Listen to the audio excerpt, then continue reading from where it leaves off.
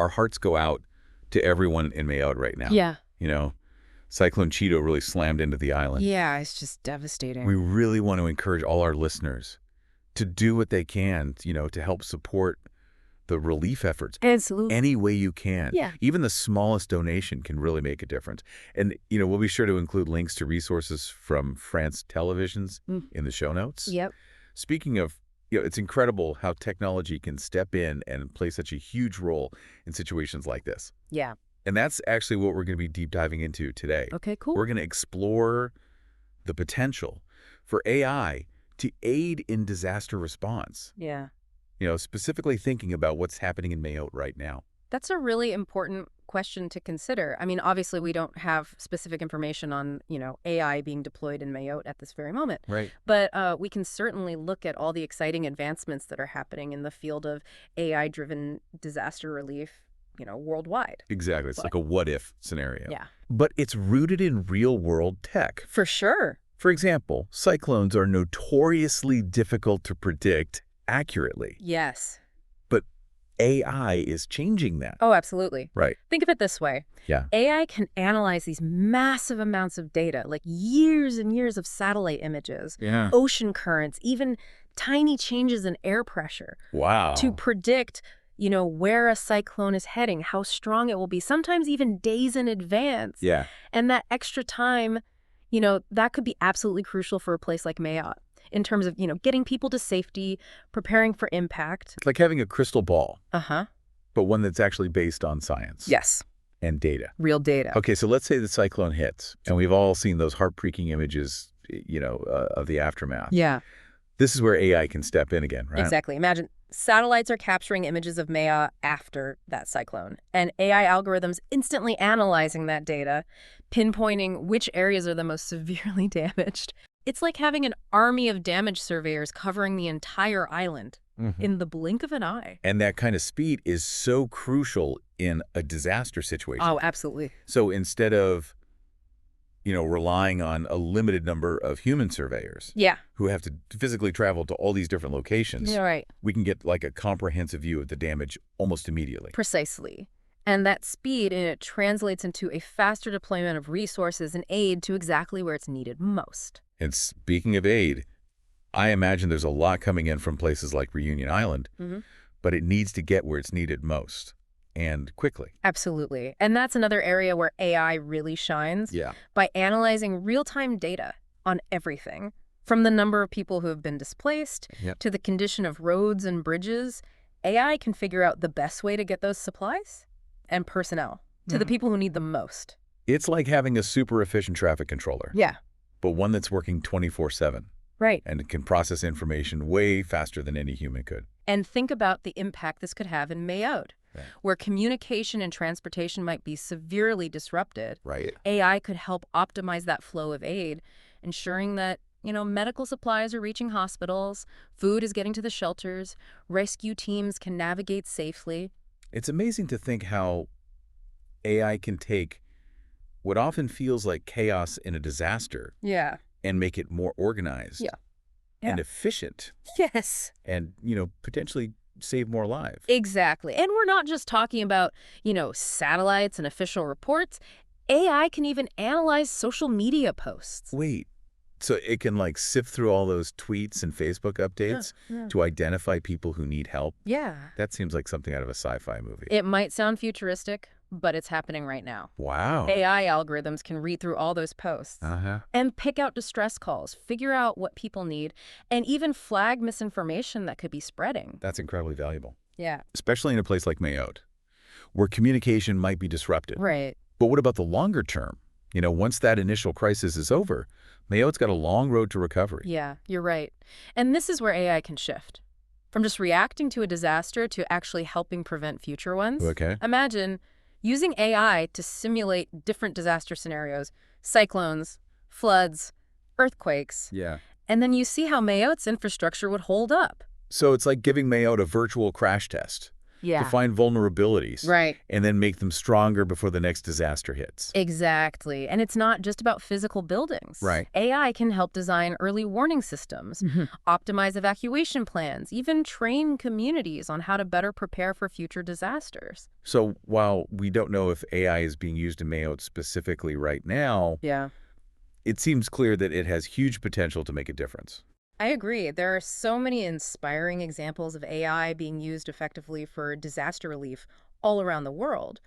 And those lessons, they can be applied to Mayotte and other communities that are facing, similar challenges. It's like having this powerful toolbox that's constantly evolving. And it's up to us to figure out how to use it to create a safer and more resilient world for everyone. That's a great way to put it. AI isn't a magic bullet. But it can be a really powerful force for good in disaster relief if we use it wisely and ethically. We've been talking about all these amazing things that AI can do in a disaster situation. But I also want to kind of touch on that human element.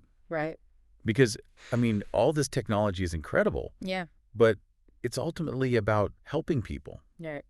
That's a crucial point. I think we should never lose sight of that human element. AI should be seen as a tool to empower all the amazing work that human responders are already doing, not to replace them. So it's not about robots swooping in and, taking over rescue missions. Think of it more like, giving doctors, nurses, engineers, rescue workers access to real-time information and tools that can help them make faster, more informed decisions. Like a doctor using, an AI-powered system to triage patients more efficiently, or an engineer using AI to assess the structural integrity of a building before sending in a rescue team. Exactly. It's about combining the best of human expertise and compassion with the speed and analytical power of AI.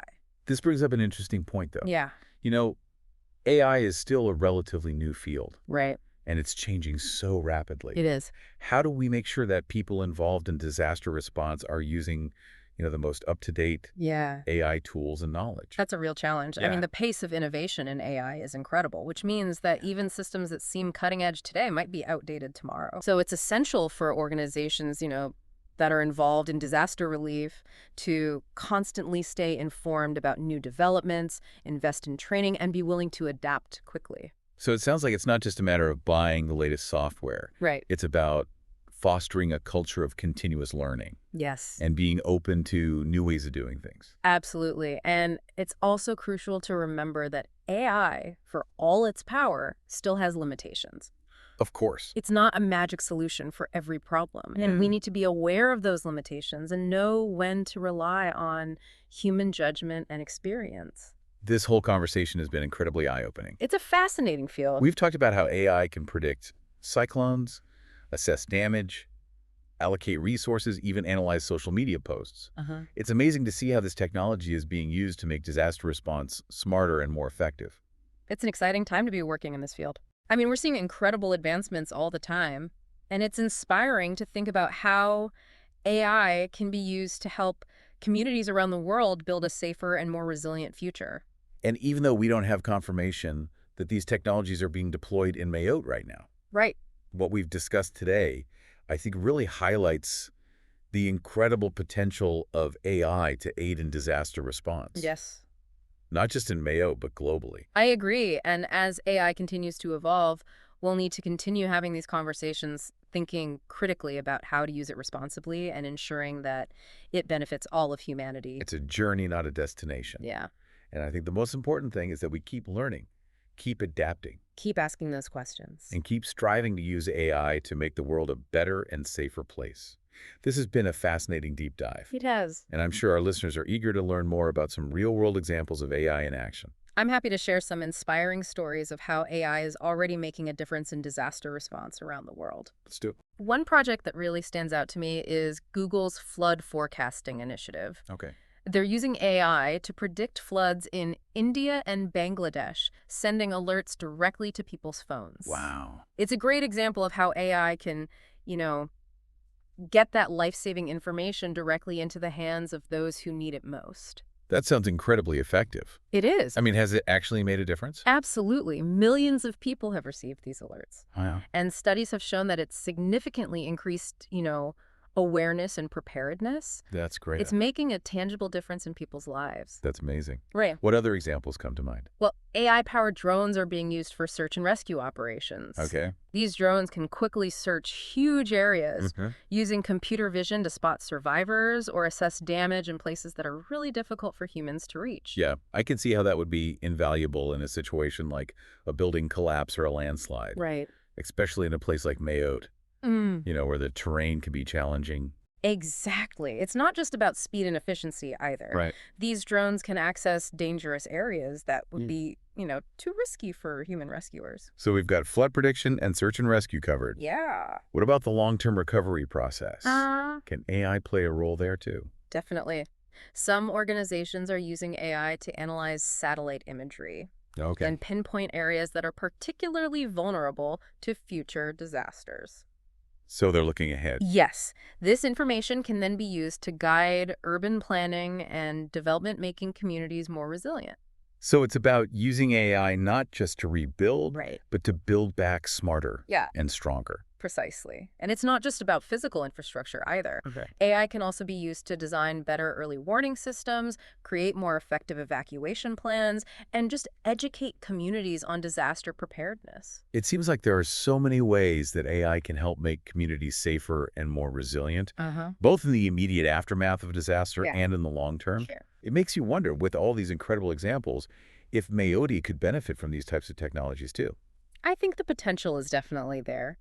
Even though we don't have confirmation of, AI being used in Mayotte at this moment, the lessons that we're learning from other parts of the world are still relevant. It's about taking those best practices Yes. and figuring out how they could be adapted to different contexts. Exactly. Every disaster is unique. Right. But there are, common challenges and opportunities that AI can help us address. This deep dive has really opened my eyes to the possibilities. Yeah. It's not just about Mayotte. Yeah. It's about harnessing AI to create a more resilient future for all of us. It's about learning from past disasters, embracing innovation, and working together to build a safer world. That's a great way to sum it up. AI is a powerful tool, but it's not a magic solution. Yeah. It's up to us to use it wisely, ethically, and in a way that benefits all of humanity. Couldn't have said it better myself. Until next time, keep learning, keep exploring, and keep diving deep.